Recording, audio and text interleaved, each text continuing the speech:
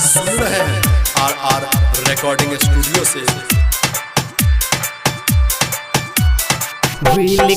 बही हमर प्यार पिया संगे चहिर के कार, पिया संगे चहिर के कार, हम मरल पड़ल मिलब रोडे कात में।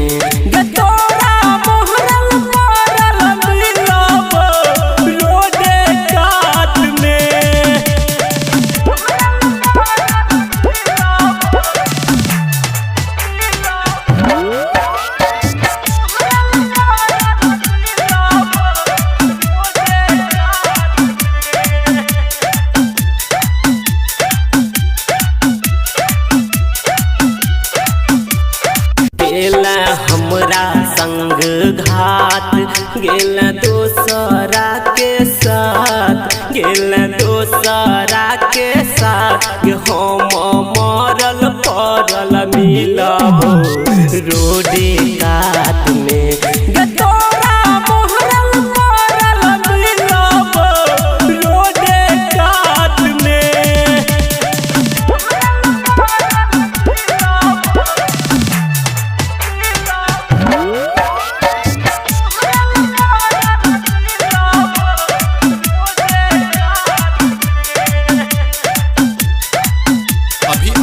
सुन रहे हैं आर रिकॉर्डिंग स्टूडियो से।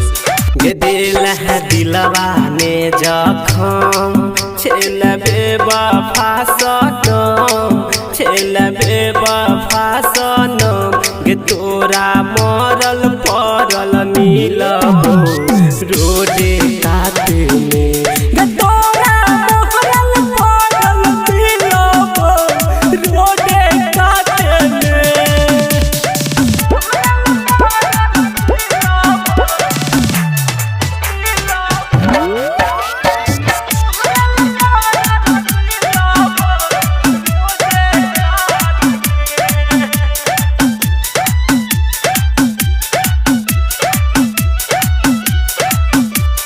मंगिया भरतौ कियो आन, जेतो अंकित के जान, जेतो चंदन के जान, के तोरा मरल पड़ल